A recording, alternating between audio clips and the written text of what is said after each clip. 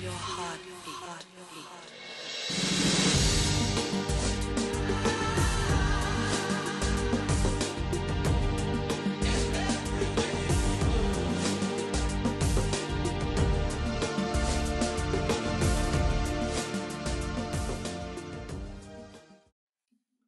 Bonjour et bienvenue à tous donc pour un nouveau tutoriel consacré à Cinema 4D dans sa version R20.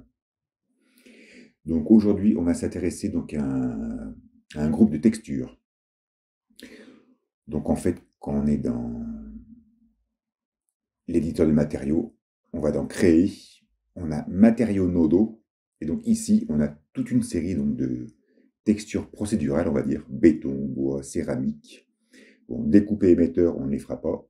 Granit, marbre, métal, or, peinture automobile, plastique et roche. Voilà.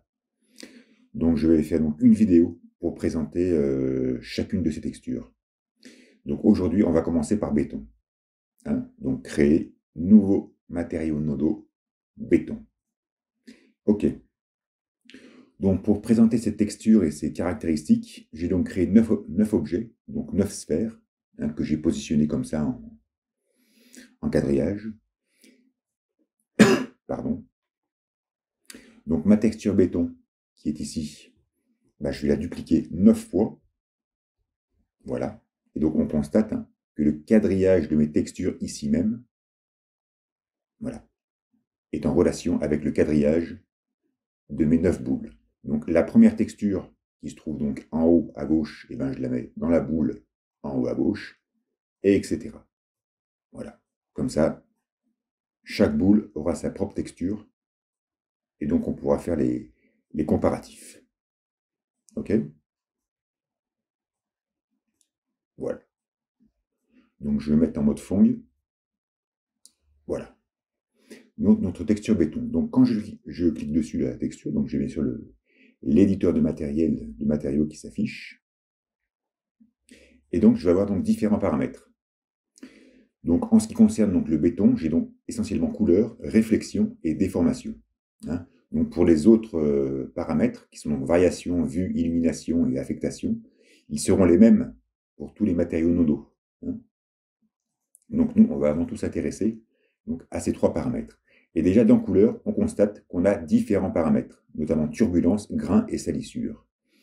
Et donc, on va faire des essais. Donc je sélectionne, on va dire, toutes mes boules.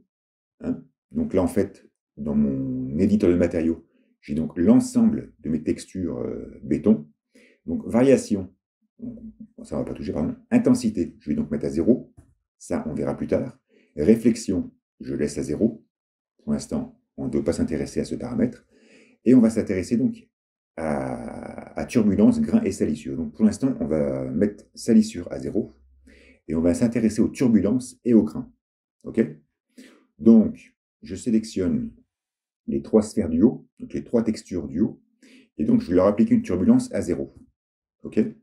Les 3 sphères du milieu, je leur applique une turbulence à 50. Et les 3 sphères du bas, je leur applique une turbulence à 100. Ok? Et ensuite, donc, les 3 sphères de gauche, je leur applique un grain à 0. Celles qui sont au milieu, donc dans le mode vertical, un grain à 50. Et enfin, celles qui seront à droite, un grain à 100. Voilà. Donc maintenant, chacune de mes sphères va donc être équipée d'une texture différente. Donc celle qui est totalement en haut à gauche aura donc les paramètres intégralement à 0. Et donc, plus on va aller vers la droite, plus le grain sera élevé. Et plus on va aller vers le bas, plus c'est la turbulence qui sera élevée. Ok? Voilà. Donc là, je vais lancer un rendu. Comme ça, on pourra donc comparer. Donc voilà. Donc on voit bien la différence. Donc, de gauche à droite, un grain qui augmente. Donc cette rangée ici, un grain à 0. Ici, un grain à 50. Et ici, un grain à 100. Donc on constate que le grain, donc rajoute donc du grain à la texture. Ça fait un peu plus graviteux. C'est quand même assez sympa, je trouve. Et de haut en bas, la turbulence qui augmente. Donc là, aucune turbulence en haut, au milieu une turbulence à 50 et en bas une turbulence à 100. Donc voilà, on constate que la turbulence rajoute des, voilà, des sortes de dégradés, des protubérances un peu de couleur sombre et claire sur la texture. Voilà, ce qui permet qu'elle ne soit pas un gris uniforme, on va dire. Donc ce qu'on constate, hein, c'est que la turbulence n'est pas très visible lorsque, lorsque le grain est à 100. Par exemple, on constate sur cette sphère ici présente, là, donc on a un grain à 100 et une turbulence à 50, et ben l'effet de turbulence est quasiment assez peu visible. Hein. Il faudra vraiment mettre une turbulence à 100 pour sentir quelques petites variations dans la couleur. Hein. Donc voilà. Donc en fait, jouer sur ces deux facteurs, donc entre turbulence et grain, voilà, pour obtenir donc un jeu de texture assez varié et sympathique. Hein. Voilà. Donc maintenant, on va s'intéresser à la salissure. Donc pour s'intéresser à la salissure, en fait, donc, on va se concentrer uniquement sur 4 sphères. Voilà, celle-ci. Donc peu importe, je sélectionne toutes mes sphères. Donc on va mettre une turbulence à 50 et un grain à 40. OK? Et donc ensuite, je vais donc modifier ma texture qui se trouve ici, donc celle du milieu. Elle aura donc une salissure à 0. Celle en haut à droite aura une salissure à 25. En bas à gauche, une salissure à 50. Et enfin, en bas à droite, une salissure à 100. OK? Donc 0, 25. Ouais, donc je vais plutôt faire des 33 et 66. Hein. Voilà, 33, 66. Voilà, comme ça, faire des variations par tiers. Donc on va lancer un rendu. Comme ça, on pourra comparer.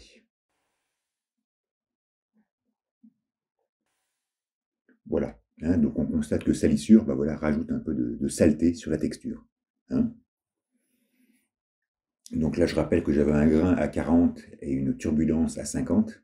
Voilà, donc même avec ce mélange de deux paramètres, la turbulence n'est pas très visible. Bon, on sent des variations de couleurs, ce qui est très subtil, très agréable. Mais on voit que c'est assez doux. Ensuite, on constate que les parties sales sont toujours positionnées au même endroit. Hein, dans la sphère en haut à gauche, il n'y avait pas de salissure, donc on ne voit rien. Mais dans les 3 autres, on constate que toutes les petites particules de salissure se trouvent dans le même endroit. Donc en fait, pour éviter ça, et ben donc on a l'onglet variation. Hein. Donc on va sélectionner nos 4 textures. Hein. Donc on va mettre une turbulence à 100 cette fois-ci. OK, avec une salissure à 100. Voilà, donc nos quatre sphères vont avoir la même texture, mais on va juste jouer sur la variation. Donc en fait, variation, il faut mettre un numéro. Hein. Donc vous mettez 1, vous mettez 2. Hein. Donc il y aura autant de différence entre 1 et 2 qu'entre 100 et 200. Hein. C'est pas... Après, c'est juste un chiffre aléatoire, ça c'est tout. Hein. Vous mettez n'importe quel chiffre, et donc ça va permettre donc, de positionner aléatoirement donc, les différents paramètres. Allez, on lance un rendu.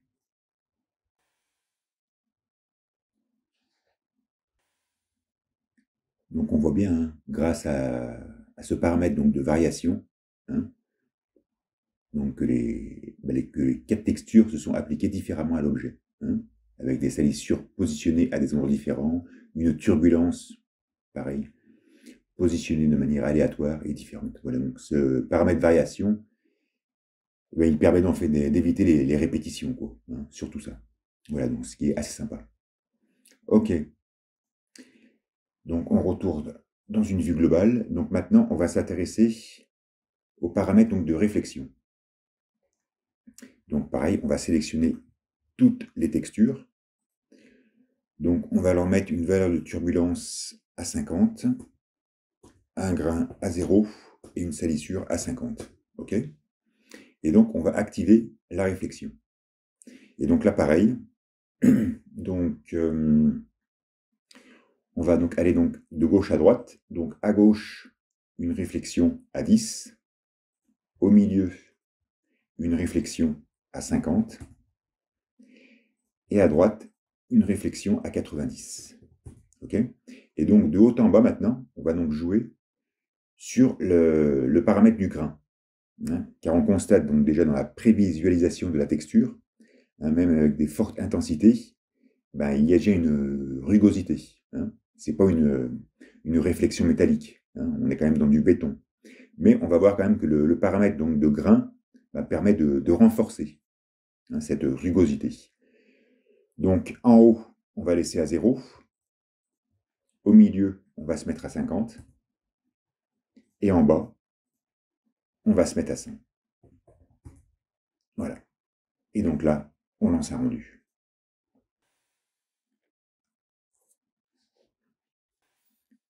Voilà, donc on constate bien, hein, que la réflexion, c'est pas quelque chose de très intense. Hein. C'est vraiment une réflexion assez douce. Hein. Et donc plus on augmente le grain, voilà, plus ça va générer, plus le grain va être visible aussi. Hein. Ça va générer un peu comme des formes de paillettes. Donc bon, là on est quand même dans des... En bas à droite, on est quand même dans des paramètres assez extrêmes. Donc c'est pas forcément top. Mais on constate que dans des paramètres un peu plus doux, un peu plus moyens, ça peut être très sympa pour texturer du gravier, des cailloux, hein, ou de la roche. Et bien sûr du béton, des textures de type concrète, etc. Donc on constate que la salissure, hein, donc là on avait donc une réflexion à 0, ici une réflexion à 40, je crois, non, c'était 10, 50 et 90. Donc on constate que la salissure subit, hein, la réflexion. Okay, donc ce n'est pas une salissure qui se met par-dessus la réflexion, hein, mais c'est vraiment la réflexion qui enveloppe l'ensemble de l'objet. Hein. Voilà, donc on constate que les salissures sont beaucoup moins visibles avec une réflexion assez forte. Hein. Là où on avait une réflexion moyenne à 50, on constate qu'il a peut-être fallu un peu augmenter l'intensité de la salissure. Voilà. Voilà en gros ce qu'on obtient. Et enfin, donc pour le quatrième paramètre, donc là pareil, on va se retourner à une vue à 4. Donc on va sélectionner nos 4 textures, enfin les 4 textures qui nous intéressent. Donc on va leur laisser une turbulence à 50, un grain à 40, une salissure à 60. Au niveau de la réflexion, on va être léger à 30. Okay, et donc maintenant, c'est la déformation. Hein, donc il faut savoir que la déformation, donc pareil, donc ça va générer une sorte de bump, hein, sur la texture. Je crois que c'est, il faut quand même que la réflexion soit active, hein, pour que la déformation soit perceptible. Okay, donc dans la première, en haut à gauche, on va rester une intensité donc, de déformation à 0. Et donc on va augmenter. Hein, on va aller partir donc à 33, 66 de déformation et à 100. Et donc, on va voir les différences.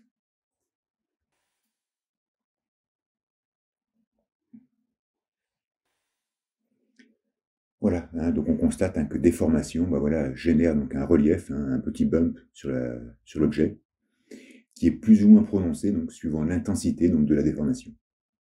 Donc on se rappelle qu'on avait joué sur le paramètre variation, hein, entre ces 4 textures. Et donc là, on constate voilà,